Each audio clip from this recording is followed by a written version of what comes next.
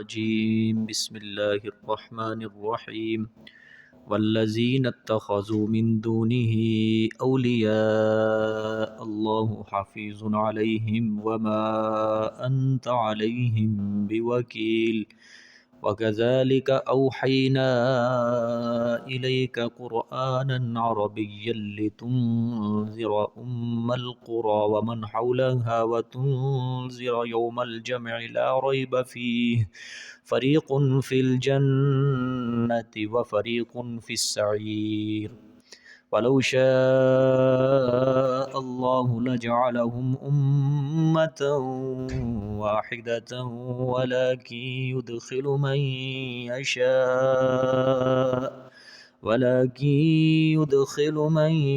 يشاء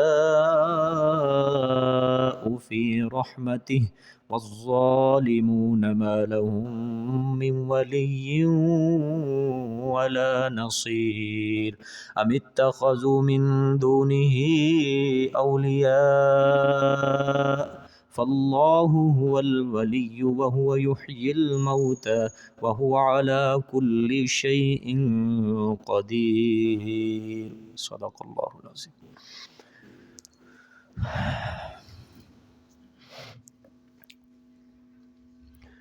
گزشتہ سبق میں اللہ پاک نے آپ صلی اللہ علیہ وآلہ وسلم کو مخاطب فرمایا کہ ہمارے پیغمبر جس طرح ہم نے آپ سے پہلے لوگوں پر وحی اتاری اسی طرح آپ کے اوپر بھی وحی نازل ہوئی، اور وحی نازل کرنے والی جو ذات ہے وہ اللہ پاک کی ہے جو بڑا غالب ہے، حکمتوں کا بادشاہ ہے۔ لہو ما فی السماوات و ما فی الارض، اور ان کی طرف ہم نے یہی وحی اتاری کہ قولوا لہو ما فی السماوات و ما فی الارض، کہ اے پیغمبرو اپنی اپنی امتوں کو یہ میری طرف سے پیغام پہنچا دو کہ جو کچھ بھی آسمان اور زمین میں ہے وہ ساری ملکیت صرف اور صرف اللہ کی ہے۔ وَهُوَ الْعَلِيُّ الْعَظِيمُ، اور وہی بڑا ہے، وہی عظمتوں والا ہے، وہی بلند و بالا ہے۔ پھر اپنی ہیبت کا، اپنے جلال کا بیان فرمایا، اپنی عظمت کا اللہ پاک نے اظہار فرمایا کہ ہماری ہیبت، ہماری عظمت، اس کی شان یہ ہے کہ آسمان بھی اپنے اوپر سے پھٹ پڑیں، اور ملائکہ جو ہیں وہ ہر وقت اللہ کی تعریف کرتے ہیں، اللہ کی پاکیاں بیان کرتے ہیں، اور زمین کے اوپر جو لوگ موحد ہیں ان کے لیے وہ مغفرت طلب کرتے ہیں۔ الا ان اللہ هو الغفور الرحیم، کیونکہ اللہ ہی بخشنے والا اور مہربان ہے۔ اب جہاں سے یہ آج کا سبق شروع ہو رہا ہے والذین اتخذوا من دونہ اولیاء اللہ حفیظ علیہم، یہ زجر ہے اور تخویف بھی ہے، اور اس کے علاوہ آپ صلی اللہ علیہ وآلہ وسلم کے لیے یہ غم اور حزن سے رکنے کے لیے یہ حکم بھی ہے، یعنی تسلی، زجر بھی ہے، تخویف بھی ہے، اور آپ صلی اللہ علیہ وآلہ وسلم کے لیے تسلی بھی ہے۔ ترجمہ دیکھیں پھر آج سمجھ نہیں آئیے۔ والذین اتخذوا من دونہ اولیاء اللہ، اور وہ لوگ جنہوں نے بنا لیے من دونہ اس کے علاوہ اولیاء کارساز، اللہ کے علاوہ کارساز بنا لیے، حفیظ علیہم، آپ نگران ہے اوپر ان کے، اللہ خود نگران ہے اوپر ان کے، یعنی جنہوں نے اللہ کے سوا کئی معبود، کئی کارساز بنا لیے ہیں، اللہ پاک ان کے اوپر خود نگران ہے۔ وما انت علیہم بوکیل، اور نہیں ہو آپ اوپر ان کے مختار۔ وکیل مطلب مختار، کوئی اختیار نہیں، ٹھیک ہے۔ اب شروع سے ترجمہ دیکھیں پھر۔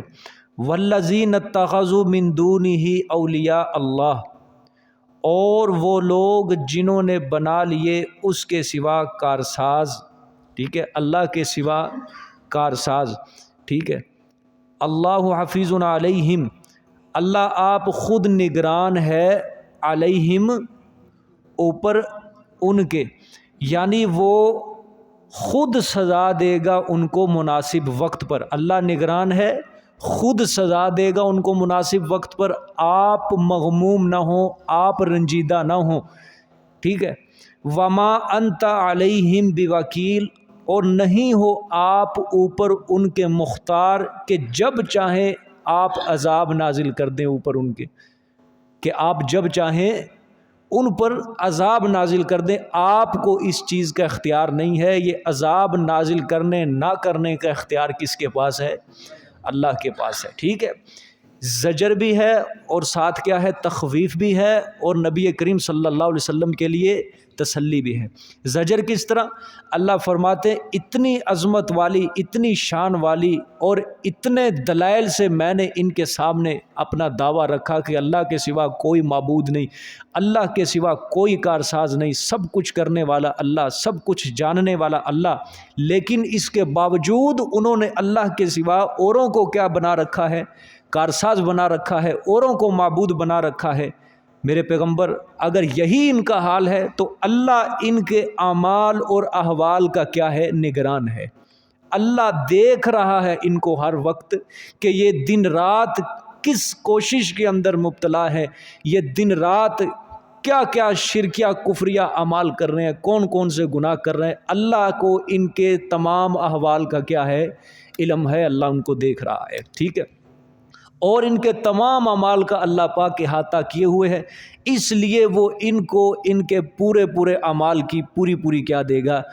بدلہ دے گا، جزا دے گا، لیکن آپ ان کے ذمہ دار نہیں ہو، وما انت علیہم بوکیل، آپ ان کے ذمہ دار نہیں ہو، کیوں؟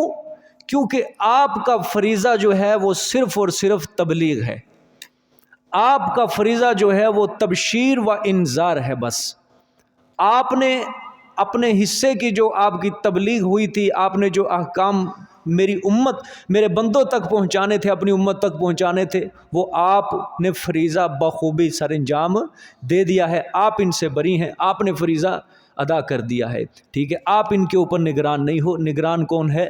اللہ پاک ہے، ٹھیک ہے، اور نگران سے کیا معنی ہے؟ یہ ہے نا حفیظ علیہم، اللہ نگران ہے اوپر ان کے، اس کا معنی نگران سے مراد کہ اللہ ان کے اعمال کو دیکھ رہا ہے، وہ ان کو ان کے اعمال کی کیا دے گا؟ سزا دے گا، ٹھیک ہے۔ اچھا، اب ایک دو باتیں سمجھنی ہے شاید۔ آپ صلی اللہ علیہ وآلہ وسلم مغموم کیوں ہوتے تھے؟ کیوں آپ صلی اللہ علیہ وسلم کے دل کے اندر غم پھوٹتا تھا؟ ایک وجہ یہ آپ کے سامنے میں رکھوں گا۔ آپ صلی اللہ علیہ وآلہ وسلم کرتے تبلیغ، وہ نہیں مانتے تھے، جس طرح ابھی سورت کے پچھلی سورت کے اندر آیا، ایک تو خود نہیں سنتے، نہ دوسروں کو سننے کا حکم دیتے، بلکہ کہتے شور مچایا کرو، اور اگر سن بھی لیتے تو کیا کرتے؟ اس میں طرح طرح کے اعتراض کرتے۔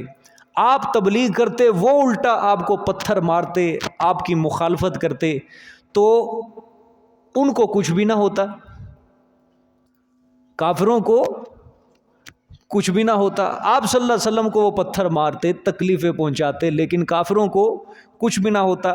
لیکن آپ صلی اللہ علیہ وآلہ وسلم کو کبھی کوئی تکلیف ہے، کبھی کوئی تکلیف ہے، کبھی حضرت بلال رضی اللہ تعالیٰ عنہ کی تکلیف ہے، ان کو مارا جا رہا ہے، کبھی عمار، کبھی یاسر، کبھی سمیہ، کبھی زنیرہ، سمجھ آئیے کہ نہیں؟ طرح طرح کی آپ صلی اللہ علیہ وآلہ وسلم کے اوپر تکلیفیں، مصیبتیں آ رہی ہیں۔ اب آپ صلی اللہ علیہ وسلم ہوتے تھے پریشان، آپ صلی اللہ علیہ وسلم کیا ہوتے؟ پریشان ہوتے۔ آپ صلی اللہ علیہ وسلم کہتے کہ ان کے اوپر کیوں نہیں مصیبت نازل ہو رہی، ان کے اوپر نہیں، کیوں نہیں کوئی عذاب آ رہا، کوئی مصیبت آ رہی، تاکہ ان کا دماغ سیدھا ہو، ان کا دل نرم ہوئے۔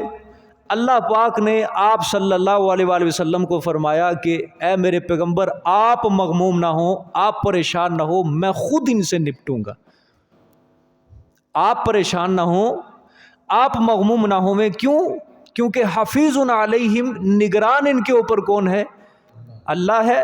وما انت علیہم بوکیل، آپ کو کوئی اختیار نہیں ہے عذاب نازل کرنے نہ کرنے کا، یہ اختیار صرف میرے پاس ہے، میں ان کے اعمال اور احوال کو کیا کر رہا ہوں؟ دیکھ رہا ہوں۔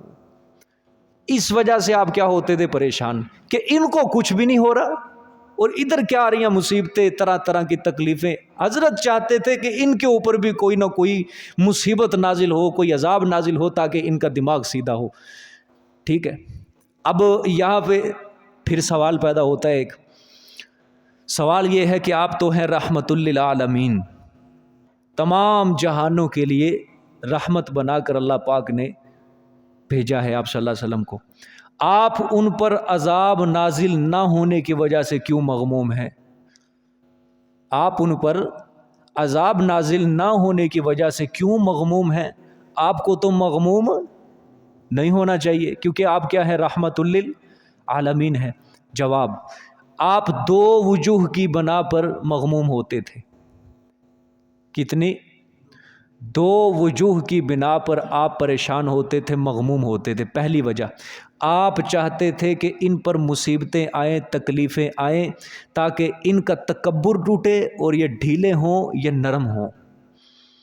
آپ کیا چاہتے؟ ان پر کوئی تکلیف آئے، کوئی مصیبت آئے، تاکہ ان کا تکبر ٹوٹے، یہ ڈھیلے ہوں اور سیدھے ہوں اور حق کو قبول کریں۔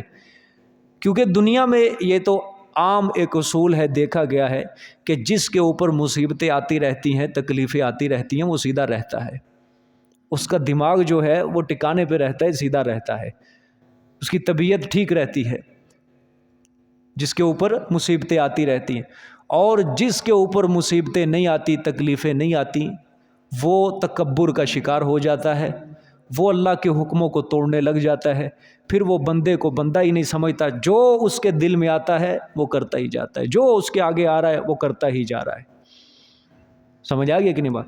تو آپ جو عذاب کی تمنا کرتے تھے ان کے لیے، اس کی ایک وجہ یہی تھی کہ یہ ڈھیلے ہوں، ان کے دل نرم ہوئیں اور یہ کیا کریں؟ ایمان قبول کریں۔ ایک وجہ یہ ہے۔ دوسری وجہ، آپ جو عذاب کی تمنا کرتے تھے، وہ تمنا آپ اس وجہ سے نہیں کرتے تھے کہ مسلمانوں، وہ اپنی ذات کا بدلہ لینے کے لیے، بلکہ آپ جو عذاب کی تمنا کرتے تھے وہ جو مسلمانوں کو ایذائیں دیتے تھے، وہ جو مسلمانوں کو تکلیفیں پہنچاتے تھے، کبھی کس کو، کبھی کس کو، کبھی کیا تکلیف، طرح طرح کی آئے دن انہوں نے نئی مصیبت کھڑی کی ہوتی تھی مسلمانوں کے اوپر۔ آپ اللہ سے یہ کہتے تھے کہ یا اللہ میں اپنا بدلہ تو نہیں لیتا، لیکن یا اللہ یہ جو دوسرے مسلمانوں کو مار رہے ہیں، پیٹ رہے ہیں، ظلم و ستم کی انتہا کر رہے ہیں، یا اللہ تو ان کا بدلہ تو لے، ان کا بدلہ ان سے لے۔ اپنی ذات کا بدلہ واقعتاً آپ صلی اللہ علیہ وآلہ وسلم نے کبھی نہیں لیا، زندگی میں کبھی نہیں لیا۔ مثال کے طور پہ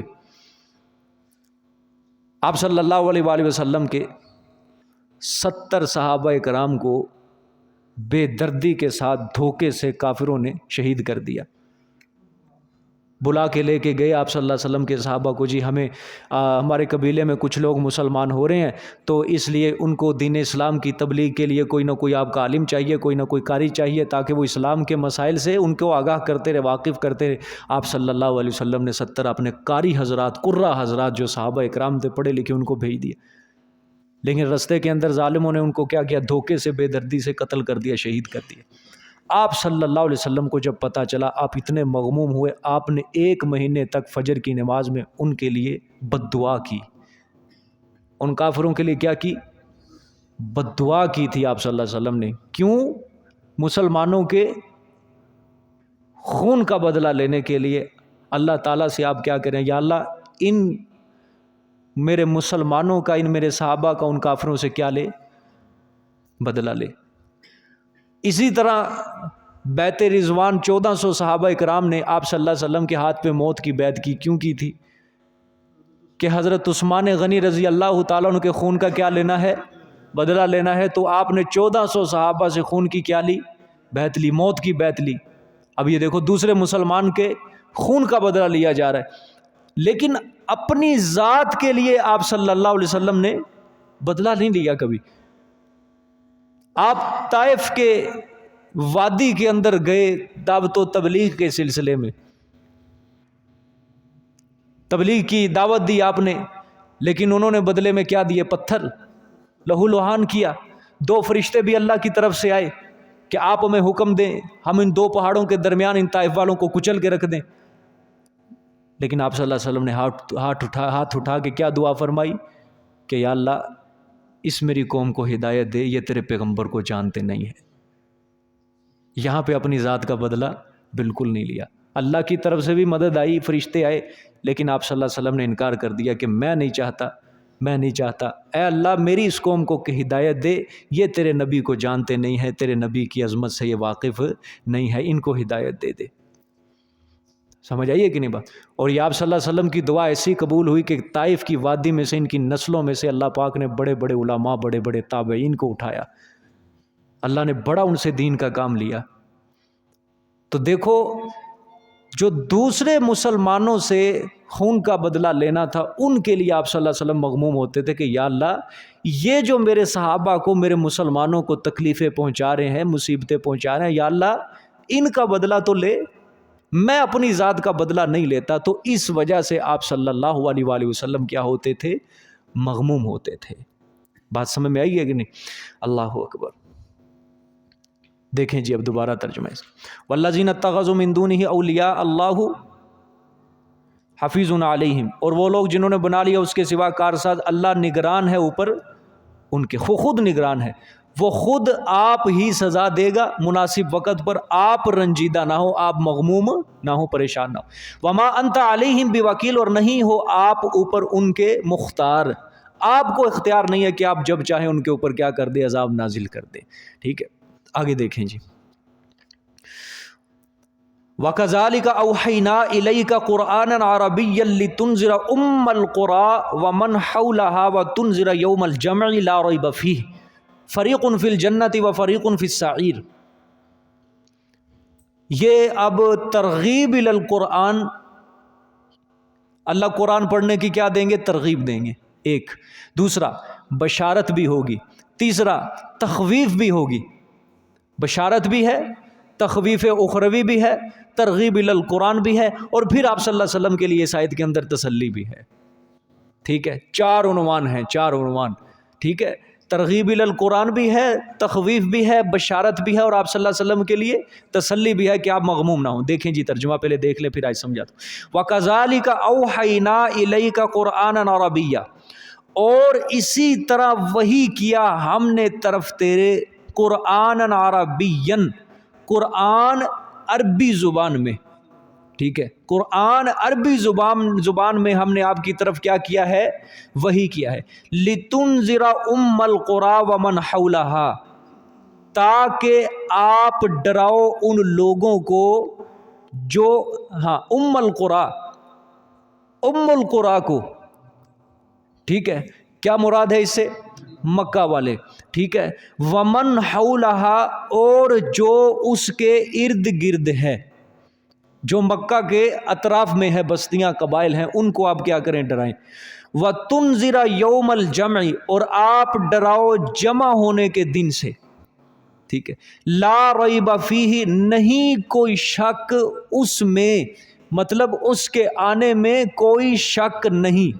فریق فی الجنت، ایک فریق ہوگا جنت میں، وفریق فی السعیر، اور ایک فریق ہوگا جہنم میں، دوزخ میں ہے۔ سمجھ آئی ہے کہ نہیں؟ اللہ اکبر۔ یہ ترغیب الی القرآن بھی ہے، تخویف بھی ہے، بشارت بھی، آپ صلی اللہ علیہ وسلم کے لیے تسلی بھی ہے۔ یہ ہے نا وَكَذَلِكَ، یہ آخر میں جو کاف ہے، یہ کاف بیان کمال کے لیے ہے، مطلب یعنی ہم نے یوں اس قدر واضح کر کے ہم نے مضمون توحید کو بیان کیا، اور ہم نے قرآن پاک کو انہی کی زبان کے اندر نازل کیا ہے، انہی کی زبان کے اندر، تاکہ ان کو سمجھنا پڑھنا کیا ہوئے؟ آسان ہوئے ہم نے کسی اور زبان کے اندر قرآن کو نہیں اتارا، بلکہ ان مکہ والوں کی اپنی زبان کے اندر جو ان کی مادری زبان ہے، آباء و اجداد والی زبان ہے، اسی زبان کے اندر ہم نے قرآن کو نازل کیا۔ ان کے اوپر ہم نے کتنا احسان کیا، لیکن یہ اس سے کیا کر رہے ہیں؟ منہ پھیر رہے ہیں، انکار کر رہے ہیں۔ ٹھیک ہے، ترغیب دی جا رہی ہے کہ ہم نے تمہاری زبان کے اندر قرآن نازل کیا ہے، یہ تو اس کا تقاضا یہ ہے کہ تم اس کتاب کو کیا کرو؟ سمجھو، پڑھو، اس کے اوپر عمل کرو، کیونکہ تمہارے لیے اس کو سمجھنا کیا ہے؟ آسان ہے۔ تمہارے لیے اس کو پڑھنا کیا ہے؟ آسان ہے۔ کیوں؟ تمہاری اپنی زبان بھی کیا ہے؟ عربی زبان ہے۔ ٹھیک ہے، آگے لِتُنذِرَ أُمَّ الْقُرَىٰ، یہ آپ صلی اللہ علیہ وآلہ وسلم کا فریضہ بیان کیا جا رہا ہے کہ آپ کا، میرے پیغمبر، آپ کا کیا فریضہ ہے؟ آپ کا فریضہ ہے کہ آپ لوگوں کو کیا کریں؟ ڈرائیں۔ ام القریٰ، مکہ والوں کو اور جو اس کے ارد گرد ہیں، آپ ان کو ڈرائیں۔ سمجھ آ گئی ہے؟ اچھا، ومن حولہا، اور جو اس کے ارد گرد کیا ہے؟ بستیاں ہیں، قبائل ہیں، آپ ان کو کیا کرتے رہیں؟ ڈراتے رہے کہ جو اللہ کے احکام کو نہیں مانے گا ان کے اوپر کیا نازل ہوگا؟ عذاب نازل ہوگا۔ وَتُنذِرَ يَوْمَ الْجَمْعِ، اور آپ ڈرائیں جمع ہونے کے دن سے، لا ریب فیہ، کہ اس میں کوئی شک نہیں۔ اب یہ کیا ہے؟ یہ تخویف سنائی جا رہی ہے۔ ٹھیک ہے، آگے فریق فی الجنت، کہ جب قیامت کا دن آئے گا اس وقت ایک فریق کہاں جائے گا؟ جنت میں۔ وہ کون سے ہوں گے؟ موحدین، جنہوں نے اللہ کے ساتھ کوئی شرک نہیں کیا، کوئی کفر نہیں کیا، جنہوں نے تقوی کے اوپر زندگی گزاری، اللہ کی نافرمانیوں سے بچ کے جنہوں نے کیا گزاری ہے؟ زندگی گزاری ہے، تو وہ کس میں جائے گا؟ فریق جنت کے اندر جائے گا۔ لیکن جن لوگوں نے اللہ کے قرآن کو نہیں مانا، توحید کو نہیں مانا، شرک کیا، کفر کیا، پیغمبر کو ستایا، وہ فریق کہاں جائے گا؟ جہنم کے اندر جائے گا۔ سمجھ آ گئی اب بات؟ اللہ اکبر۔ یہ ام القریٰ سے کیا مراد ہے؟ ٹھیک ہے، یہ غالباً دوسری مرتبہ قرآن پاک میں یہ لفظ ہے ام القریٰ۔ یہ ام القریٰ جو کہا جاتا ہے، یہ مکے کو کہا جاتا ہے۔ ام کا مطلب ماں، قریٰ کا مطلب بستی، یعنی بستیوں کی۔ ویسے حدیث شریف کے مفہوم کے مطابق یہ ہے بات کہ اللہ نے سب سے پہلے کعبے کے نیچے والی زمین بچھائی تھی، جو خانہ کعبہ کے نیچے ہے زمین، سب سے پہلے اللہ پاک نے وہ بچھائی۔ پھر اس کے بعد باقی زمین کو یہیں سے کیا کیا ہے؟ بڑھایا ہے، ساری زمین کو اسی سے بڑھایا ہے۔ ٹھیک ہے، تو کعبے والی جو زمین ہوئی وہ کیا ہوئی؟ ماں۔ وہ کیا ہوئی ہے؟ ماں۔ اب جو باقی ساری ارد گرد زمین ہے وہ اس زمین کی کیا ہوئی؟ ماں، اولاد ہوئی، کیونکہ باقی ساری زمین اس زمین سے کیا ہے؟ بڑی ہے۔ ٹھیک ہے، تو اسی وجہ سے مکے کی بستی کو ام القریٰ کہا جاتا ہے، بستیوں کی ماں۔ ٹھیک ہے، کیا کہا جاتا ہے؟ اسی نسبت سے، یعنی بستیوں میں سب سے بڑی بستی، اعلیٰ بستی۔ ٹھیک ہے، کہ وہاں پہ بیت اللہ ہے، اور سب سے پہلے زمین کا ٹکڑا کیا ہے؟ وہی ہے۔ باقی ساری زمین اسی سے پھیلی ہے۔ اس وجہ سے اللہ کے رسول صلی اللہ علیہ وسلم کو یہ فریضہ دیا جا رہا ہے تاکہ آپ ڈرائیں ام القریٰ کو اور جو اس کے ارد گرد ہیں۔ ٹھیک ہے، ایک سوال ہے یہاں پہ، آپ صلی اللہ علیہ وآلہ وسلم کو تو اللہ نے جہان والوں کے لیے نبی بنا کر بھیجا ہے۔ ٹھیک ہے، انی رسول اللہ علیکم جمیعا، میں تم سب کی طرف اللہ کا رسول بنا کر بھیجا گیا ہوں، پوری کائنات کے لیے۔ اب میرے بعد کوئی نبوت نہیں ہے، تم سب کی طرف اللہ کا رسول۔ یہاں پہ اللہ کہہ رہے ہیں کہ آپ نے صرف ام القریٰ کو ڈرانا ہے جو اس کے ارد گرد ہے۔ ٹھیک ہے، جواب اس کا مفسرین نے یہ دیا ہے کہ اے پیغمبر، سب سے پہلے آپ نے ان کو ڈرانا ہے، ان کو سب سے پہلے جو آپ نے تبلیغ کرنی ہے ان کو کرنی ہے۔ آگے ہی لفظ اللہ نے فرمایا ومن حولہا، اور جو اس کے ارد گرد ہے۔ سب سے پہلے ام القریٰ کو، اور پھر اس کے جو ارد گرد ہیں۔ ٹھیک ہے، پہلے اپنی قوت کیا ہونی چاہیے؟ مضبوط ہونی چاہیے۔ پہلے آپ اپنے آپ کو کیا کریں؟ مضبوط کریں، پھر آپ نے دوسرے علاقوں کی طرف بڑھنا ہے۔ اور بالکل بعینی ہی یہی کام ہوا، بعینی ہی یہی کام ہوا۔ آپ صلی اللہ علیہ وآلہ وسلم کو اللہ پاک نے نبوت سے سرفراز کیا. پہلی وحی اتری سورۃ علق کی پہلی 5 آیات آپ صلی اللہ علیہ وآلہ وسلم کے اوپر اللہ پاک نے نازل فرمائی، نبوت مل گئی. لیکن ابھی فریضہ نہیں سونپا گیا. ٹھیک ہے، پہلی وحی اتری، وہ لمبا چوڑا واقعہ، حضرت خدیجہ رضی اللہ تعالیٰ عنہ کے پاس گئے، پھر وہ ورقہ بن نوفل کے پاس لیں، پھر دوسری وحی اتری جس کے اندر آپ کو توحید کی دعوت دی گئی، جس کے اندر آپ کو توحید بیان کرنے کا لوگوں کو دعوت دی گئی. لیکن آپ صلی اللہ علیہ وسلم کو اللہ کی طرف سے یہ حکم تھا کہ آپ نے علی الاعلان اس چیز کا اظہار نہیں کرنا، آپ نے علی الاعلان اس چیز کو بیان نہیں کرنا، بلکہ چھپ چھپ کے تبلیغ کریں. اور آپ صلی اللہ علیہ وسلم نے بھی یوں ہی کیا کہ مکہ مکرمہ کے اندر جو آپ کے سب سے زیادہ قریبی تھے، رشتہ دار تھے، قریبی رشتہ دار جو آپ کی بات کو جلد ہی مان سکتے تھے، آپ نے چھپ چھپ کر ان کو کیا کی ہے؟ تبلیغ کی ہے. سمجھ آئی ہے؟ حضرت خدیجہ رضی اللہ تعالیٰ عنہ، حضرت ابو بکر صدیق رضی اللہ تعالیٰ عنہ، اور جو کچھ لوگ آپ صلی اللہ علیہ وسلم کے جو قریبی رشتہ دار تھے، سیرت نگاروں نے ان کے کچھ نام بھی لکھے ہیں کہ 120-130 کے قریب مسلمان ہو گئے اسی طرح تبلیغ کے ذریعے، جن کو آپ صلی اللہ علیہ وسلم نے چھپ چھپ کر جن کو دعوت دی تھی. اور یہ بہت بڑا ایک آپ صلی اللہ علیہ وسلم کی ہمت تھی، اور یہ ایک جذبہ تھا کہ ایک پوری قوم سے آپ نے ٹکر لینی تھی. اور اس کے لیے سب سے پہلے کس چیز کی ضرورت تھی؟ قوت کی، طاقت کی ضرورت تھی. اب ظاہری بات ہے جن لوگوں نے کئی سالوں سے وہ شرک کے اوپر چلتے آ رہے ہیں، 360 بت انہوں نے مکہ مکرمہ کے اندر بیت اللہ کے اندر سجا کے رکھے ہوئے ہیں، ان کے دلوں کے اندر شرک کتنا بس رہا ہوگا. ان کے دلوں سے شرک اور کفر کو نکالنا یہ کوئی آسان کام تھا؟ تزکیہ کرنا یہ کوئی آسان کام تھا؟ اور ایسی قوم سے ٹکر لینا کوئی آسان کام تھا؟ کہ اپنا کنبہ قبیلہ بھی اسی چیز کے اوپر مبتلا ہے، اپنے رشتہ دار بھی اسی چیز کے اوپر مبتلا ہیں، اور جو پھر یہ بستی، یہ مکہ کی بستی، اس کے ارد گرد جو قبائل تھے وہ بھی بت پرستی کے اندر مبتلا ہیں. شروع میں آپ صلی اللہ علیہ وسلم نے اسی طرح چھپ چھپ کے دعوت دی. ٹھیک ہے، اور جو اپنی عبادتیں کیا کرتے تھے مسلمان اور آپ صلی اللہ علیہ وسلم، وہ حضرت ارقم بن ارقم رضی اللہ تعالیٰ عنہ کے گھر کے اندر چھپ کے عبادت کیا کرتے تھے وہاں. یعنی عبادت بھی، اللہ کا نام بھی، اللہ کی توحید بھی، علی الاعلان اس چیز کا اظہار نہیں کیا جاتا تھا. اگر کسی صحابی رسول کے دل کے اندر یہ بات کھٹکتی کہ یا رسول اللہ صلی اللہ علیہ وسلم، میں علی الاعلان اللہ کی توحید بیان کرتا ہوں، میں علی الاعلان جا کے اس چیز کی دعوت دیتا ہوں، اس کے اوپر سارے مشرکین مکہ ٹوٹ پڑتے تھے. ابو بکر صدیق ہے، عبداللہ ابن مسعود رضی اللہ، جس کا پتہ چل جاتا کہ یہ اپنے آباء و اجداد کے دین کو چھوڑ چکا ہے، بس اس کی خیر نہیں تھی.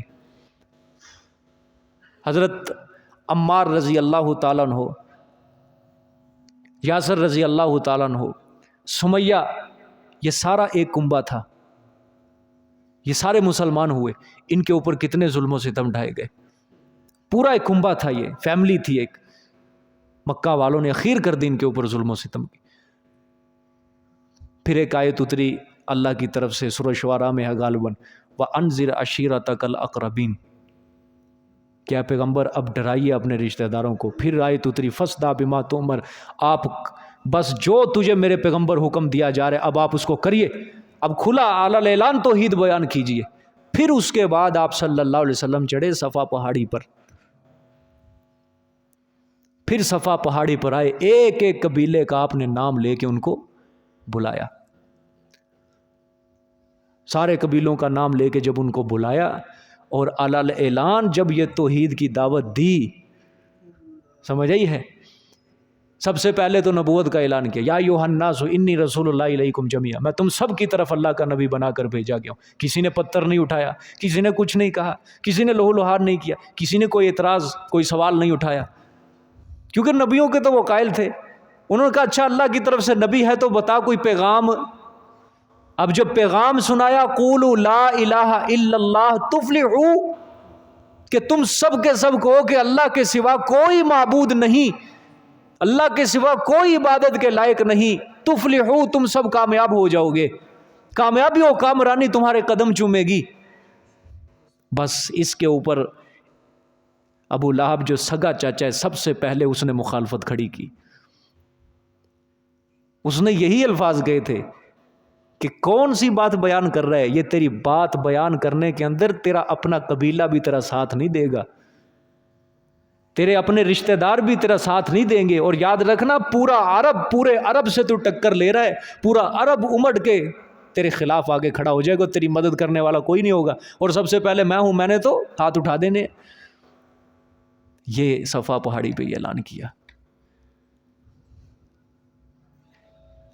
یہ ہوتی ہے اصل ہمت اور اصل بہادری.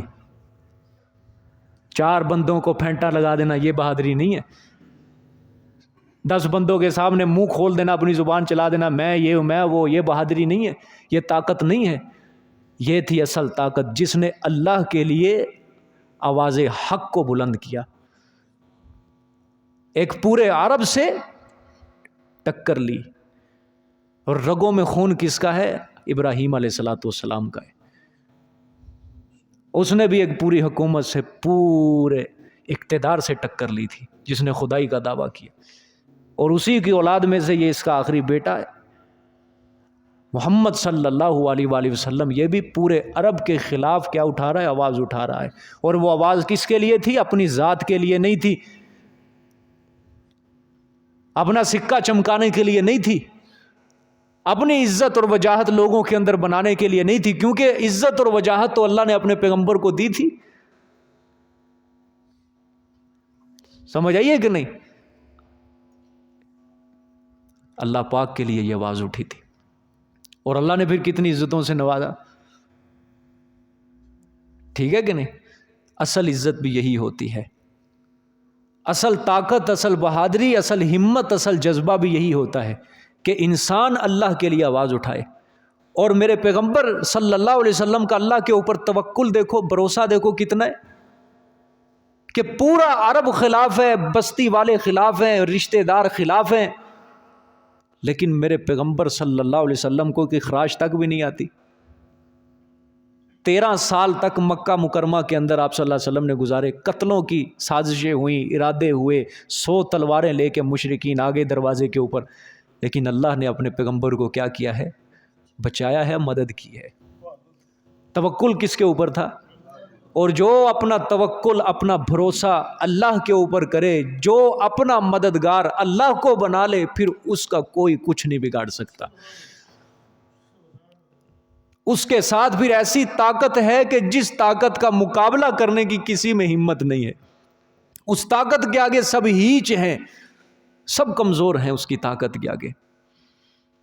اللہ کے رسول صلی اللہ علیہ وسلم نے اپنے جذبات کو، اپنی مرضیوں کو کس کے مطابق کیا تھا؟ اللہ کے مطابق کیا تھا. اللہ جو حکم نازل کر رہا تھا آپ صلی اللہ علیہ وسلم وہی کہتے جا رہے ہیں. تو سب سے پہلے کیا ہے؟ لِتُنذِرَ أُمَّ الْقُرَىٰ وَمَنْ حَوْلَهَا. اور غالباً سورۃ مومنون کے اندر آیا ہے کہ اللہ نے اپنے پیغمبر کو یہ بھی حکم دیا. یہ تو عقیدے کی بات ہے نا کہ اپنوں کو پہلے کیا کرنا ہے؟ ڈرانا ہے. پھر اللہ کے رسول صلی اللہ علیہ وسلم کو اللہ نے حکم دیا کہ اپنے اہل کو نماز کی کیا کرنی ہے؟ تبلیغ کرنی ہے، نماز کی دعوت دینی ہے. تو تبلیغ کا اصول بھی یہی ہے کہ سب سے پہلے اپنوں سے تبلیغ شروع کی جاتی ہے. ابراہیم علیہ السلام نے بھی کہاں سے شروع کی تبلیغ؟ اپنے باپ سے کی. یا ابت لم تعبد ما لا يسمع ولا يبصر ولا يغني عنك شيئا.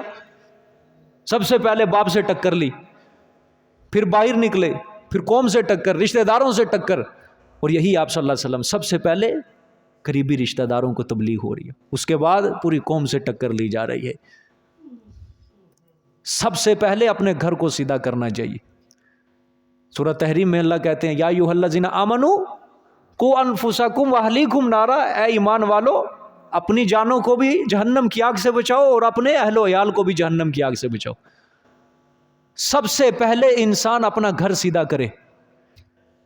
اور قرآن پاک کا بھی یہی نظام ہے، سب سے پہلے اپنے گھر میں تبلیغ کرو، اپنے گھر کے نظام کو سیدھا کرو. اللہ کی تبلیغ جو اللہ کی دعوت جو ہے، اللہ کی دعوت و تبلیغ، اللہ کی طرف سے جو احکامات ہیں اپنے گھر کے سامنے رکھو، ان کو سمجھاؤ، ان کی جنت کا، ان کی آخرت کا فکر کرو. اور پھر کیا ہے؟ باہر نکلو. یہ نہیں کہ اپنے گھر کے اندر ٹی وی چل رہے ہیں، سینما چل رہے ہیں، میوزک چل رہے ہیں، اور مولوی صاحب افریقہ کے اندر چلہ لگانے گئے ہوئے ہیں۔ بھئی ایسی بات نہیں کر رہا میں۔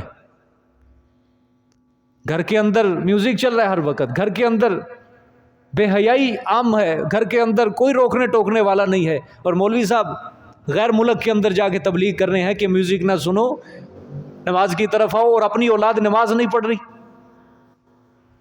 اپنی اولاد قرآن نہیں پڑھ رہی، اور خود دوسروں کو جا کے کیا کر رہے ہیں؟ تبلیغ کر رہے ہیں کہ یہ نہ کرو، وہ کرو، وہ نہ کرو، یہ کرو۔ یہ قرآن، یہ حدیث سب سے پہلے کیا ہے؟ اپنے اہل کو دعوت دو۔ سمجھ آئیے کہ نہیں؟ بیٹے کو سمجھاؤ، اگر باپ نافرمان ہے بیٹا باپ کو سمجھائے، بیٹا نافرمان ہے باپ پھر بیٹے کو سمجھائے۔ حضرت نوح علیہ السلام نبی ہیں، باپ ہیں، کیا انہوں نے نہیں بیٹوں کو سمجھایا ہوگا؟ آخری وقت کے اندر جب عذاب اللہ کا آیا، کشتی چل رہی ہے، کشتی میں سارے بیٹھے ہیں، حضرت کو اپنے بیٹے کی طرف جب نگاہ پڑی، کتنی فکر پڑی، اللہ سے کہنے لگے کہ اللہ تو نے تو مجھ سے وعدہ کیا تھا کہ میں تیرے اہل کو بچاؤں گا، یہ میرا بیٹا میری نظروں کے سامنے آج غرق ہونے والا ہے، اس کو بچا۔ اللہ نے فرمایا کہ جس چیز کا تیرے پاس علم نہ ہو اے نوح، اس چیز کے بارے میں تو نے زبان نہیں کھول، لا تسألنی ما لیس لک بہ علم، میرے آگے سوال بھی اس چیز کے بارے میں نہیں کرنا جس کا تیرے پاس علم نہیں ہے۔ انہ لیس من اہلک، یہ تیرا بیٹا تیرے اہل سے نہیں ہے، انہ عمل غیر صالح، اس کے عمل اچھے نہیں ہے، یہ کافر ہے، مشرک ہے، یہ تیرے اہل سے نہیں ہے، یہ بالکل۔ سمجھ آئیے کہ نہیں؟ حضرت ابراہیم علیہ السلام نے باپ کو سمجھایا، کتنا سمجھاتے ہوں گے، لیکن باپ نہیں سمجھا، استغفار بھی کی، اللہ نے اس کے لیے بھی منع کر دیا کہ بس اس کے دل کے اوپر کیا ہے؟ مہر ہے، یہ ایمان نہیں لائے گا۔ پھر حضرت ابراہیم نے کہہ دیا اللہ میں بری ہوں۔ آپ صلی اللہ علیہ وسلم نے ابو طالب کو کتنی نصیحت کی، کتنا سمجھایا، اللہ کی مرضی تھی، اللہ کی مرضی، لیکن کن کو سمجھایا؟ پہلے قریبیوں کو، اپنی بستی والوں کو، ان کے اوپر تبلیغ کرو، ان کو سمجھاؤ، ان کی آخرت کا فکر کرو، ان کی جنت کا فکر کرو۔ تو اس لیے اللہ نے آپ صلی اللہ علیہ وسلم کو کیا فرمایا یہاں کہ پہل آپ نے کن کو ڈرانا ہے؟ مکے والوں کو ڈرانا ہے، اپنوں کو ڈرانا ہے، ان کو تبلیغ کرنی ہے۔ لِتُنذِرَ أُمَّ الْقُرَىٰ وَمَنْ حَوْلَهَا، تاکہ آپ ڈراؤ ام القریٰ، مکے والوں کو، ومن حولہا، اور جو اس کے ارد گرد ہیں۔ یہ بعد میں چیز آئی ہے، ومن حولہا، ٹھیک ہے؟ یا ومن حولہا پہلے ہے اور ام القریٰ بعد میں ہے؟ بولو، پہلے کیا ہے؟ قریبیوں کو، پھر کیا ہے؟ ومن حولہا، دور والوں کو۔ اور سب سے پہلے آپ صلی اللہ علیہ وسلم کی یہی طاقت بنی، جب طاقت بنی، کچھ قوت بنی، ادھر مدینہ منورہ میں بھی مسلمان ہونے لگ گئے، آپ صلی اللہ علیہ وسلم نے ایک الگ وطن عنایت کر دیا، مکہ چھوڑا، 13 سال کے بعد مدینہ منورہ کو دارالایمان قرار دیا گیا۔ اب جب وہاں پہ اچھی خاصی قوت بنی، پھر اللہ تعالیٰ نے حکم نازل کیا وَقَاتِلُوا فِي سَبِيلِ اللَّهِ حَتَّى لَا تَكُونَ فِتْنَةٌ وَيَكُونَ الدِّينُ كُلُّهُ لِلَّهِ۔ اب اللہ کے رستے میں اٹھاؤ تلواریں، ان کی گردنوں کو ان کے جسموں سے جدا کر دو، اور تب تک تلواروں کو اٹھائے رکھنا ہے جب تک اللہ کی زمین کے اوپر اللہ کا نظام نافذ نہ ہو جائے۔ نظام، قانون، سارے کا سارا کس کے لیے ہو جائے؟ اللہ کے لیے ہو جائے۔ مکی زندگی کے اندر تلوار اٹھانے کی بھی مسلمان کو اجازت نہیں ہے، مکی زندگی کے اندر اپنا بدلہ لینے کی بھی اجازت نہیں ہے، لیکن مدنی زندگی جیسے ہی شروع ہوتی ہے، وہاں صحابہ کی کمر سے تلوار نہیں اترتی، ہر وقت کمر پہ خنجر اور تلوار لٹکا ہوا ہے ان کے۔ اس طرح اللہ پاک لوگوں کو، اس طرح اللہ پاک مسلمانوں کو، اپنے نیک لوگوں کو شان، وقار، عزت، آبرو عطا کرتا ہے۔ جب اللہ کے دین کے اصولوں کو پورا کیا جائے گا، پھر اللہ پاک اپنے بندوں کو کیا دیتے ہیں؟ مقام دیتے ہیں، عزت دیتے ہیں۔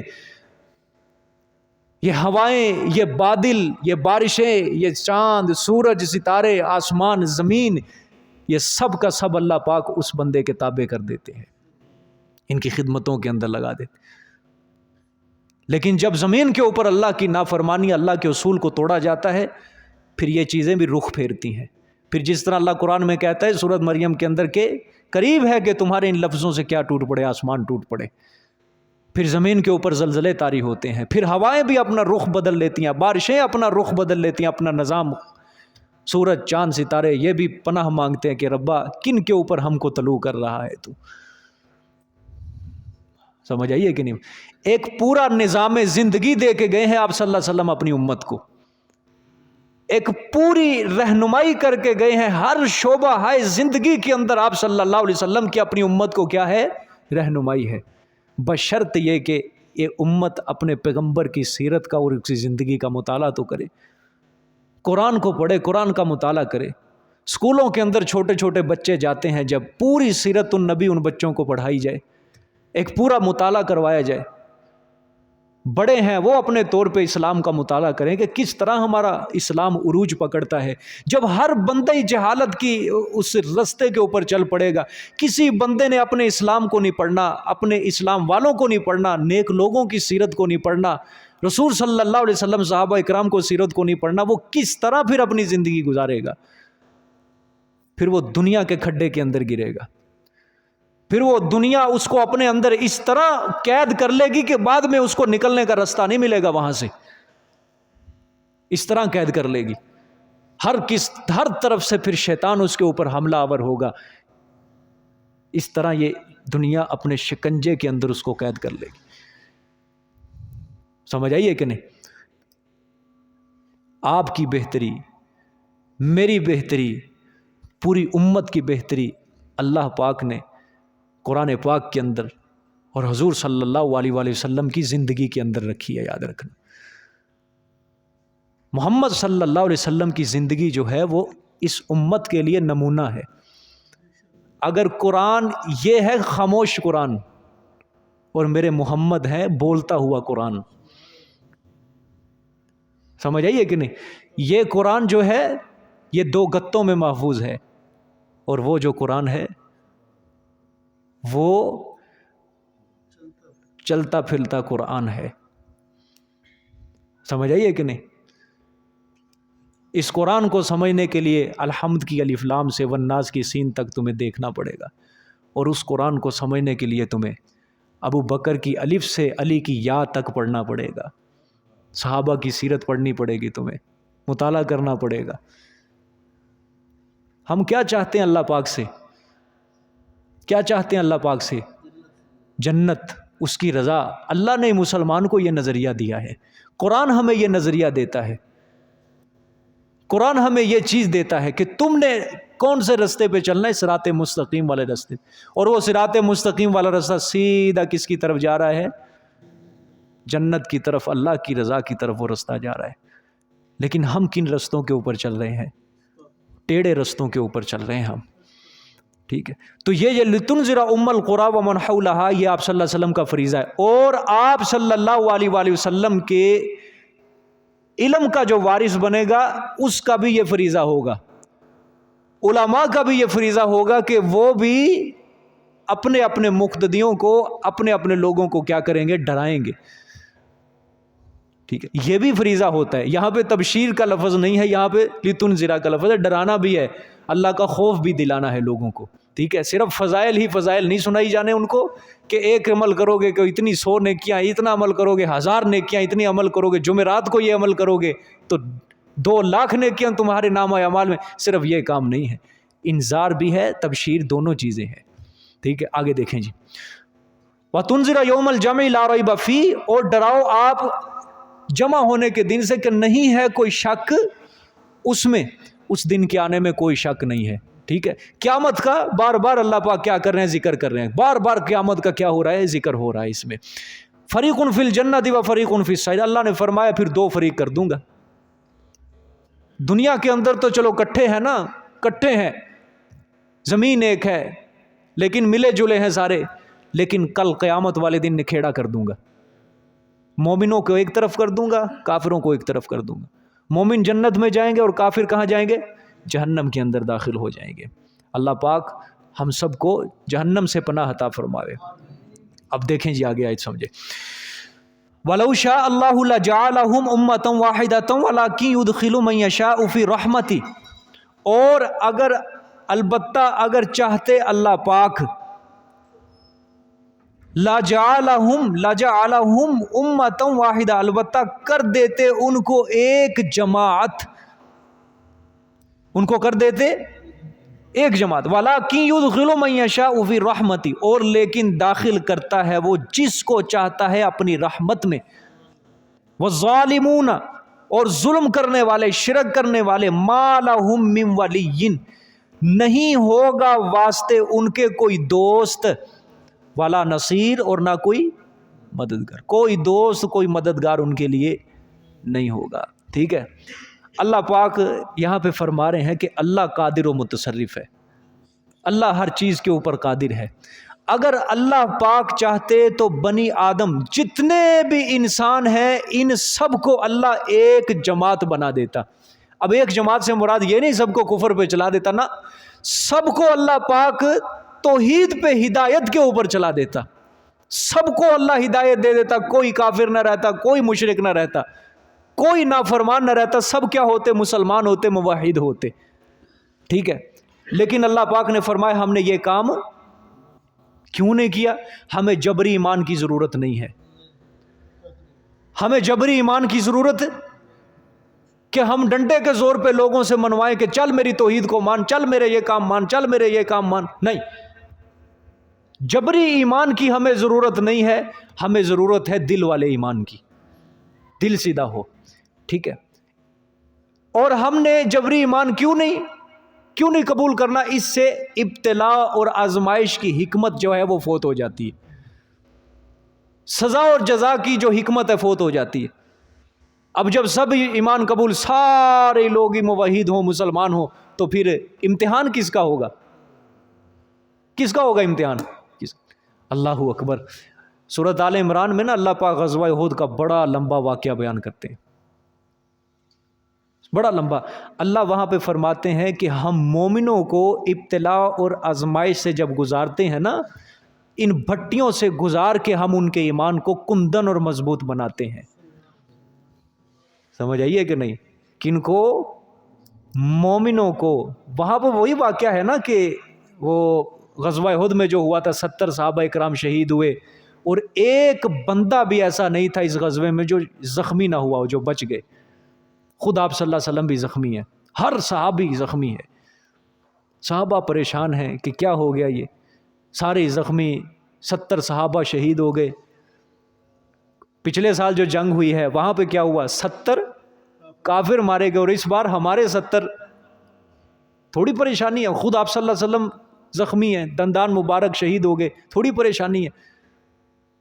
تو اس وجہ سے اللہ نے فرمایا پریشان نہ ہو. وہ اسی طرح ہم مومنوں کو آزمائشوں اور مصیبتوں کی بھٹیوں سے گزار کرنا، اسی طرح امتحان لے کے ان کے ایمان کو مضبوط بناتے ہیں. بات سمجھ میں آئی ہے کہ نہیں؟ کبھی غور کرنا، کبھی جب ہمارے اوپر مصیبت آتی ہے ہمارے ایمان مضبوط ہوتے ہیں، مضبوط ہوتے ہیں. ہمارے اوپر مصیبتیں آتی ہیں، آزمائشیں، جن کو ہم کہتے ہیں نا اللہ کی طرف سے آزمائش ہے جی ہمارے اوپر، اللہ کی طرف سے. کسی کی وائی فائی کی تار کاٹی جائے وہ بھی کہتا ہے میرے اوپر اللہ کی طرف سے آزمائش ہے. کسی کے گھر ڈکیٹی ہو جائے، چوری، وہ بھی کہتا ہے اللہ کی طرف سے آزمائش ہے. آیا تیرا ایمان مضبوط ہوا یا نہیں ہوا؟ پھر سمجھ یہ اللہ کی طرف سے واقعہ آزمائش ہے. اگر نہیں ہوا پھر سمجھ یہ اس کی طرف سے تجھے سزا ملی ہے، دھکا دیا اللہ پاک نے تجھے کہ سیدھا ہو جا، سیدھا ہو جا. مت کر دنیا کے اوپر اتنا اعتماد، مت کر یہ دنیا کی ظاہری چیزوں کے اوپر اتنا اعتماد، ہماری طرف آ. لوگوں کو یہ بھی نہیں نا پتا کہ سزا اور آزمائش میں فرق کیا ہے. ہر چیز کو وہ کیا بنا دیتے ہیں؟ آزمائش بنا دیتے ہیں. کیونکہ اللہ پاک مومنوں کے اوپر بھی مصیبتیں بھیجتے ہیں، کافروں کے اوپر بھی بھیجتے ہیں، لیکن فرق ہے دونوں میں. مومنوں کے اندر پر جو مصیبت آتی ہے وہ ایمان کی مضبوطی، جو آزمائش آتی ہے وہ ایمان کے اندر اللہ اور کندن کرتا ہے اور مضبوط کرتا ہے. اور جو کافروں کے اوپر مصیبت آتی ہے وہ اللہ پاک کی طرف سے کیا ہوتی ہے؟ تنبیہ ہوتی ہے کہ آ جاؤ واپس. سورہ سبا کے اندر جس طرح اللہ نے فرمایا کہ ہم وہ آخرت کے بڑے عذاب سے پہلے ان کو دنیا میں چھوٹے چھوٹے عذاب کیا کرتے ہیں؟ چکھاتے ہیں. لعلہم یرجعون، تاکہ وہ ہماری طرف واپس لوٹ کے آ جائیں. اور یہاں پہ پہلے سے اور زیادہ بدبختی کے اندر اضافہ ہوتا ہے، اللہ سے دوری ہوتی ہے، پھر کہتے ہیں جی آزمائش ہے، اللہ نے شکر کاٹ دیتا. یہ بھی بڑی مصیبت ہے کہ لوگوں کو آزمائش اور سزا کے بارے میں نہیں پتا کہ اصل سزا اللہ کی طرف سے ہے اور اصل آزمائش اور امتحان اللہ کی طرف سے وہ کیا ہوتا ہے. ٹھیک ہے, اللہ فرماتے ہیں اس طرح اگر سب کو ہم مومن بنا دیتے تو اس طرح ابتلا اور آزمائش کی حکمت کیا ہو جاتی, فوت ہو جاتی. اس وجہ سے ہم نے کچھ کو موحد بنایا اور کچھ کو کافر بنا شرک کے اوپر. لیکن اللہ نے دیکھو رستے واضح کیے ہیں, دونوں رستے انسان کے سامنے رکھے ہیں. پھر اللہ نے عقل و شعور انسان کو بخش دیا, دونوں رستے, نیکی کا رستہ بھی ہے اور برائی کا رستہ, دونوں رستے اللہ نے انسان کے سامنے رکھے اور یہ کتابیں نازل کی. اللہ نے اپنے نبیوں کو بھیجا, جاؤ میرے بندوں کو تبلیغ کرو کہ یہ رستہ برا ہے, یہ رستہ اچھا ہے. اچھے رستے پر چلو گے تو جنت دوں گا, برے رستے کے اوپر چلو گے تو کیا دوں گا, جہنم دوں گا, سزا دوں گا. سمجھ آئیے کہ نہیں؟ تو اللہ پاک نے فرمایا ہے آیت مبارکہ کے اندر, تو اگر اللہ چاہتا تو سب کو کیا بنا دیتا, موحد بنا دیتا, ایک جماعت اللہ بنا دیتا. ٹھیک ہے, لیکن اللہ پاک داخل کرتا ہے جس کو چاہتا ہے اپنی رحمت میں. ٹھیک ہے, جو بندہ صدق کے دل سے, سچے دل سے اللہ کے دین کو سمجھے گا, اس پر عمل کرے گا, اللہ اس کو اپنی رحمت میں کیا کر لیتا ہے, داخل کر لیتا ہے. لیکن جو سچے دل سے نہیں سمجھتا اللہ کے دین کو, اللہ کے قرآن کو, نبی پاک صلی اللہ علیہ وسلم کے فرامین کو, اللہ اس کو ہدایت نہیں دیتا. پوری رات وہ نیک مجلس میں بیٹھا رہے لیکن دل صاف نہ ہو, سیدھا نہ ہو, اس کو ایک ذرہ برابر بھی کوئی بات اس کو نفع نہیں دے گی, اس کو عمل کی توفیق ہی نہیں ملے گی. سمجھ آئیے کہ نہیں؟ جو صاف دل سے نہیں بیٹھتا, اللہ کے دین کو سمجھنے کے لیے نہیں بیٹھتا, خالصتاً رضا اللہ کی دل میں نہیں رکھتا, ایک لفظ بھی اس کو کسی لفظ سے فائدہ نہیں ہوگا, چاہے وہ قرآن ہی کیوں نہیں سمجھ رہا. کیوں؟ دل ہی صاف نہیں ہے, نیت ہی اس کی صاف نہیں ہے کہ مجھے ہدایت حاصل ہو جائے. بھائی قرآن پاک کی جو ہر آیت ہے یہ کیا ہے, ذریعہ ہدایت ہے. کیا ہے؟ ہدایت کا ذریعہ ہے. اللہ اکبر, 6666 سے زائد آیتیں سمجھ لے, لیکن دل صاف نہیں, نیت خالص نہیں ہے, ایک آیت بھی اس کے لیے ذریعہ ہدایت نہیں بنے گی. ادب نہیں ہے دل کے اندر, احترام نہیں ہے دل کے اندر, نیت خالصتاً اللہ کے لیے نہیں ہے. نیت نہیں ہے کہ میں ہدایت پا جاؤں, میں سیدھے راستے پر چلوں, نہیں دیتا اللہ پاک اس کو ہدایت. سمجھ آئیے کہ نہیں؟ اللہ پاک اپنی رحمت میں جس کو چاہتا ہے داخل کرتا ہے. آپ صلی اللہ علیہ وسلم چلے گئے, نبوت ختم ہو گئی, دروازہ بند ہو گیا نبوت کا, کسی نے نہیں آنا. العلماء ورثۃ الانبیاء, علماء انبیاء کے کیا ہیں, وارث ہیں. اب وہ فریضہ جو نبیوں والا تھا وہ علماء سر انجام دیں گے, وہ علماء سر انجام دیں گے. اب یہ علماء کا کام ہے. شیخ سعدی رحمۃ اللہ علیہ نے بڑی خوبصورت بات کہی, فرمایا کہ اگر تم دنیا کی بھیڑ سے نکلنا چاہتے ہو تو کسی نیک بندے کی صحبت اختیار کرو. نیک بندے کا دامن تھامو جا کے, اس کی واعظ و نصیحت سے کیا کرو, سبق سیکھو. وہ تمہیں جو چیزیں بتا رہا ہے, ظاہری بات ہے جو نیک بندہ ہوگا وہ کس کی بات کرے گا, صرف اللہ رسول کی بات کرے گا. اس کو دنیا سے کیا غرض. جب وہ اللہ رسول کی باتیں تمہیں سنائے گا, تمہارے دل سے دنیا کی محبت, دنیا کی رغبت سب نکلے گی اور تمہارے دل میں زہد اور تقویٰ پیدا ہوگا. جب انسان کسی برے کی صحبت اختیار کرتا ہے تو اس کے دل میں دنیا کی محبت اور رغبت پیدا ہوتی ہے, دین کی طرف جو رغبت ہے وہ نکل جاتی ہے, اللہ کی طرف, رسول کی طرف جو رغبت ہے نکل جاتی ہے. اب وہ فریضہ جو ہے وہ علماء سر انجام دیں گے. بات سمجھ میں آئی ہے کہ نہیں؟ یہ قرآن پاک جو آپ پڑھتے ہیں یہ آپ کے اوپر کس کا فضل ہے, کس کا فضل ہے؟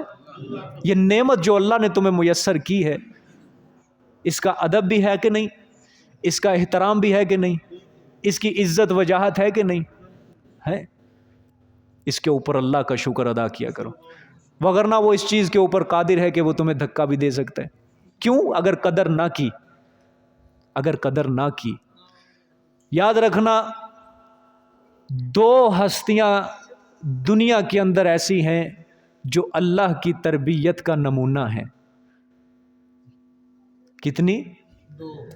دنیا کے اندر دو ہستیاں اللہ کی تربیت کا نمونہ ہیں, ایک ماں باپ ہیں اور ایک استاد ہے.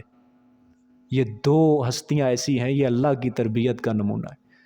ماں باپ جو اپنے بچے کی تربیت کرتے ہیں وہ جسمانی تربیت ہوتی ہے، اس کو کوئی بیماری لگ جاتی ہے، اس کو کوئی ایسی ویسی چیز، مصیبت نہیں آنی، پریشانی نہیں آنی، یہ نہیں ہونا وہ نہیں ہونا، ماں باپ اس چیز کا فکر کرتے ہیں۔ لیکن جو استاد ہوتا ہے وہ اس کی روحانی تربیت کرتا ہے۔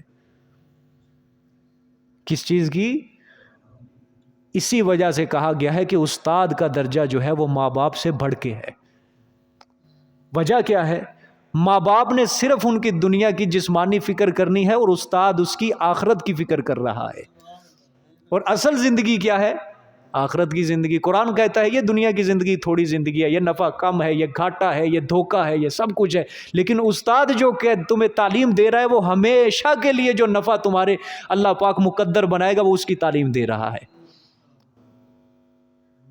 اور استاد بھی نیک استاد، نیکی کا جو رستہ دے رہا ہے، وگرنہ استاد تو ہیں یہاں پہ جو میں معنی لے رہا ہوں وہ دوسرا معنی ہے، قرآن کا، حدیث کا، سمجھ آئیے کہ نہیں؟ واعظ و نصیحت جو کر رہا ہے وہ استاد مراد ہے، سمجھ آئیے کہ نہیں؟ روحانی جو تربیت کرتا ہے وہ استاد مراد ہے، سمجھ آ گیا کہ نہیں؟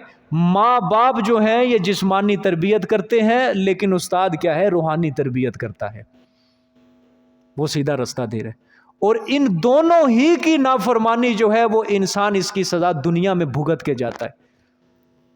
ان دونوں کی نافرمانی، ماں کی باپ کی نافرمانی، یہ تو حدیث میں آیا ہے نا کہ اللہ پاک دنیا کے اندر موت سے پہلے ماں باپ کے نافرمان کو سزا دیتا ہے، لیکن استاد کی نافرمانی یہ دنیا میں بھی سزا ہے اور آخرت میں بھی سزا ہے۔ کیوں؟ کیونکہ اس نے کس چیز کی تمہیں تبلیغ کی ہے؟ آخرت کی۔ وہ دنیا میں بھی اور آخرت بھی اس کی بگڑ جاتی ہے ساری، دونوں طرف سے وہ ناکام ہو جاتا ہے۔ کیوں؟ کہتے نہیں استاد کیا ہوتا ہے؟ بادشاہ ہوتا ہے۔ ہاں، خود تو پھٹی پرانی ٹوٹی پھوٹی چٹائی کے اوپر تمہیں سمجھا دے گا، لیکن اس کے پاس وہ کلیے، وہ گر، وہ راز ہیں جو تمہیں تخت کے اوپر بٹھائے گا۔ وہ دوسروں کو بادشاہ بناتا ہے، اس کو اپنی فکر نہیں ہوتی، خود فقیر بن کے زندگی گزار لیتا ہے، لیکن اپنے شاگردوں کے لیے وہ کیا ہے؟ دعائیں کرتا ہے کہ اللہ اس کو ترقیاں دے۔ سمجھ آئیے کہ نہیں؟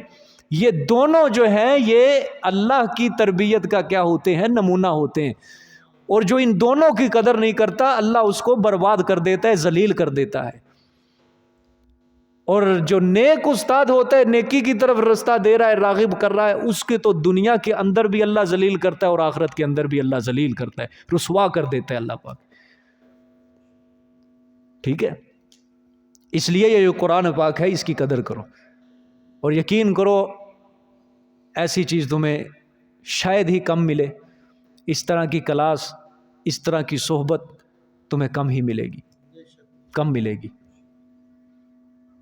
یہ قرآن پاک، یہ سمجھنا، پونا گھنٹہ، 1 گھنٹہ آپ اللہ کے قرآن کو، نیک صحبت کو، نیک رستے کو دیتے ہو، اس کی قدر کرو، وقت کی پابندی کرو، نماز کی پابندی کرو، سنت رسول صلی اللہ علیہ وسلم کی پابندی کرو، سمجھ آئی ہے؟ ان چیزوں کی پابندیاں اختیار کرو، یہ ہے اس نعمت کی قدر، یہ اس نعمت کی قدر ہے۔ یہ نہیں کبھی آئے کبھی چلے گئے، کبھی آئے کبھی چلے، کبھی وقت دے دیا کبھی، اللہ تعالیٰ یقین کرو پھر اللہ اس رحمت سے اپنی سے دوری کر دے گا۔ وَلَٰكِن کیا ہے اللہ پاک نے؟ وَلَٰكِن يُدْخِلُ مَن يَشَاءُ فِي رَحْمَتِهِ، قدر والوں کو اللہ یہ چیز عطا کرتا ہے، بے قدروں کو اللہ یہ چیز عطا نہیں کرتا۔ بے قدرہ اگر آ کے بھی بیٹھ جائے اللہ پاک اس کو نہیں ہدایت دیتا، چاہے بڑے 6666 سے زائد آیات سمجھ لے، اللہ نہیں دیتا، اس کو نہیں ملتی ہدایت، جب دل ہی صاف نہیں ہے اس کا، دل ہی اچھا نہیں ہے اس کا، دل کے اندر یہ چیز ہی نہیں لے کے آیا کہ میں ہدایت حاصل کر لوں، میں ہدایت سے، اللہ بالکل دھکا دیتا ہے، دفع ہو جا۔ حرم کے اندر رہ رہے تھے نا مشرک، حرم کے اندر، اس سے بڑی مقدس جگہ کون سی ہے کوئی؟ اللہ کا گھر ہے، بیت اللہ ہے، صفا مروہ ہے، حجر اسود ہے، حضرت ابراہیم علیہ السلام بانی ہیں اس کے، وہ بھی پیغمبر ہے، اور مقدس سرزمین ہے، اس سے بڑی مقدس سرزمین کوئی نہیں، باقی سب بعد میں ہے۔ اور پھر اللہ پاک نے ان کے اوپر رحمت کیا کی، خاتم النبیین رسول صلی اللہ علیہ وسلم کو ان کے پاس بھیجا، لیکن ان کے دل صاف نہیں تھے، بے ایمانوں کے، اللہ نے ان کی کسی چیز کی قدر نہیں کی، حاجیوں کو ستو بلایا، حاجیوں کی خدمتیں کی انہوں نے، اللہ کے گھر کو صاف کرتے تھے، حجر اسود کو صاف کرتے تھے، صفا مروہ کی صحیح بھی کرتے تھے. اللہ نے کسی چیز کی ان کی قدر نہیں کی، کسی چیز کی قدر نہیں کی. اور ان کے مقدر اور نصیب کے اندر اللہ نے کیا لکھا؟ ذلت اور رسوائی ہی لکھی. نہ انہوں نے رسول اللہ صلی اللہ علیہ وسلم کی انہوں نے قدر کی، لیکن جن لوگوں نے قدر کی، اللہ اکبر، ان کی دعاؤں نے اللہ کے عرش کو ہلا کے رکھ دیا. اللہ نے ان کی کیسی قدر کی، سبحان اللہ. یہ قرآن بھرا پڑا ہے، اللہ تعریفیں کر رہا ہے ان کی قرآن پاک میں. رضی اللہ عنہم ورضوا عنہ کے پروانے ان کو مل رہے ہیں کہ میں تم سے راضی اور تم مجھ سے راضی. اللہ اکبر، میں تم سے راضی اور تم مجھ سے راضی. یہ دیکھو کیسی بات ہے. چلو یہ ایک طرف رکھو، میں تم سے راضی، اوکے دیکھو تم مجھ سے راضی.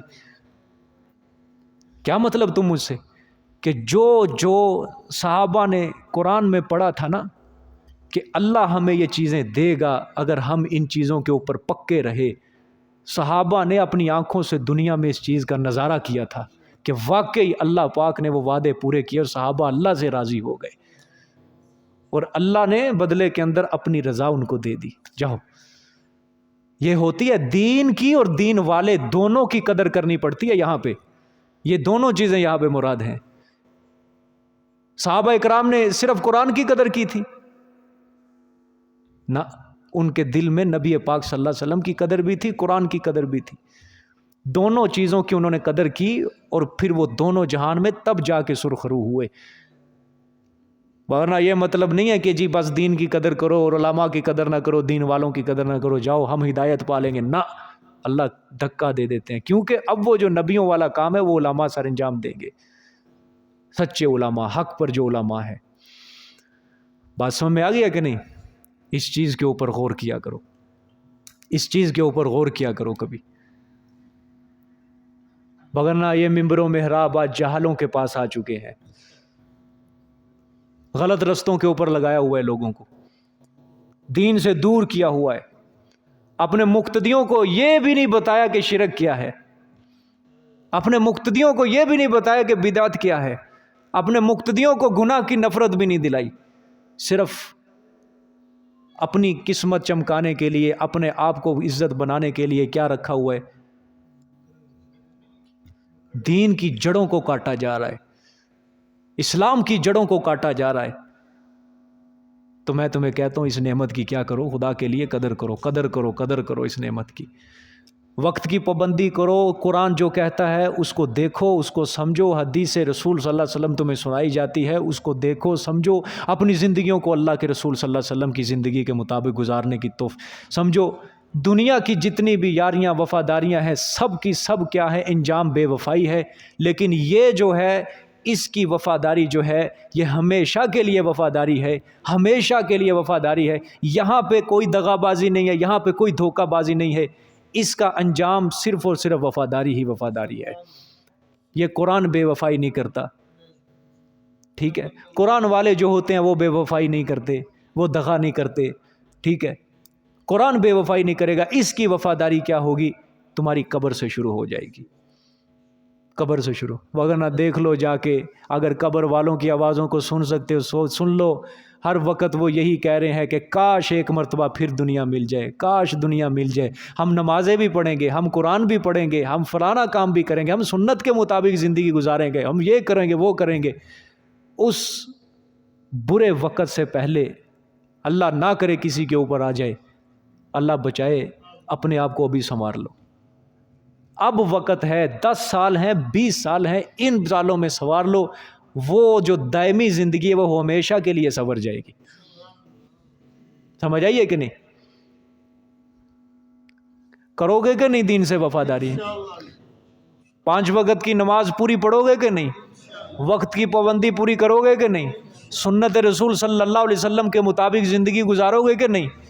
جو قرآن کہتا جا رہا ہے، اللہ پاک سے دعا کرنی ہے، اللہ مجھے اس کے اوپر عمل کی توفیق عطا فرمانا، اللہ میرے دل کو صاف کر دے، دنیا کی نفرتیں اس کے اندر ڈال دے، یا اللہ دنیا کی محبتیں اس دل سے کیا کر دے؟ نکال دے. اپنی محبت، اپنے پیغمبر محمد عربی صلی اللہ علیہ وسلم کی محبت ہمارے دلوں میں داخل فرما. اے اللہ انہی کے رستے پہ چلنے کی توفیق دے جن رستوں کے اوپر صحابہ کرام چلے. یا اللہ پاک ہمارے ایمان کو کندن کر دے، مضبوط کر دے، اللہ پاک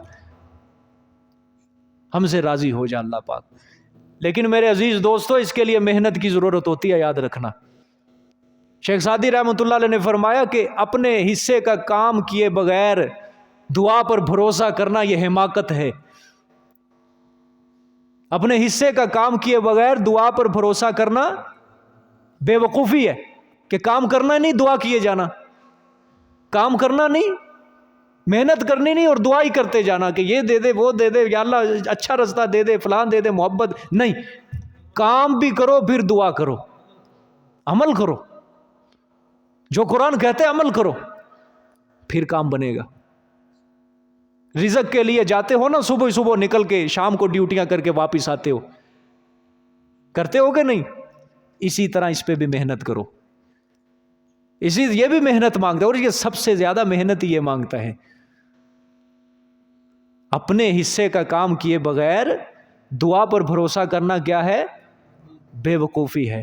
اور اپنی محنت پر بھروسہ کر کے دعا کرنا، دعا نہ کرنا، یہ تکبر ہے۔ کہ محنت کے اوپر کیا ہے؟ بھروسہ ہے، توکل ہے کہ میری محنت رنگ لائے گی، اور دعا سے کیا کر رہا ہے؟ گریز کر رہا ہے۔ یہ تکبر ہوتا ہے اللہ سے۔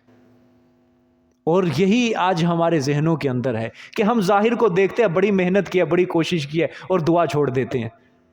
یہ تکبر ہے۔ اور پھر کام ہم کرتے نہیں ہیں دین کے اندر، پھر کیا ہے؟ کام کرنا نہیں، کوئی بھی محنت کرنی نہیں، بس دعا کرتے رہنا، یا اللہ عمل دی توفیق دے، عمل دی توفیق دے، عمل کی توفیق دے، کام محنت نہیں کرنی یہاں پہ۔ یہ کیا ہے؟ حماقت ہے، بے وقوفی ہے یار۔ انسان کہے یا اللہ نماز پڑھنے کی توفیق دے، نماز پڑھنے کی تو پڑھتا ہے نہیں، اس کو کوئی کہا مسجد کی طرف، جب اللہ توفیق دے گا چل جائیں گے۔ دعا بھی کر رہا ہے کہ یا اللہ نماز پڑھنے کی توفیق دے، نماز پڑھنے، جب کوئی کہتا ہے آجا مسجد کے اندر، جب اللہ توفیق دے گا پڑھ لیں گے۔ پھر اس طرح کس طرح توفیق ملتی ہے؟ جب خود ہی محنت نہیں کرنی، آنا ہی نہیں مسجد کی طرف۔ اس طرح انسان کہے کہ اللہ توفیق دے، توفیق دے، توفیق دے، جو پڑھ لیا توفیق دے، جو پڑھ لیا توفیق دے۔ کام بھی تو کرو نا، محنت بھی تو کرو نا، پھر عمل کی توفیق اللہ پاک کیا کریں گے؟ دیں گے، اس کی تائید کریں گے، اس کی مدد کریں گے اللہ پاک۔ جب دنیا کے لیے تم محنت بھی کر سکتے ہو، دعا بھی مانگ سکتے ہو، تو دین کے کام کے لیے محنت بھی ہے اور دعا بھی ہے۔ سمجھ آئیے کہ نہیں؟ اللہ عمل کی توفیق دے۔ آگے دیکھیں، وَالظَّالِمُونَ مَا لَهُم مِّن وَلِيٍّ وَلَا نَصِيرٍ، اور ظلم کرنے والے نہیں ہوگا واسطے ان کے کوئی دوست اور نہ کوئی مددگار۔ ولی اور نصیر کے اندر فرق ہے، یاد رکھنا، یہ دونوں ایک لفظ نہیں ہے۔ ولی کا مطلب ہوتا ہے جو کوئی مصیبت ہی نہ آنے دے۔ ولی کا مطلب جو مصیبت ہی نہ آنے دے، اور نصیر کا مطلب جو آئی ہوئی مصیبت کو مدد کر کے کیا کر دے؟ دور کر دے۔ اس کو کیا کہا جاتا ہے؟ مدد کرنے والا، مطلب کہ آئی ہوئی مصیبت کو کیا کر دے؟ وہ دور کر دے۔ اور ولی کیا ہے؟ جو مصیبت آنے ہی نہ دے۔ اللہ فرماتے ہیں قیامت والے دن یہ دونوں ہی ان کے لیے کوئی بھی نہیں ہوگا، نہ ولی ہوگا نہ مددگار۔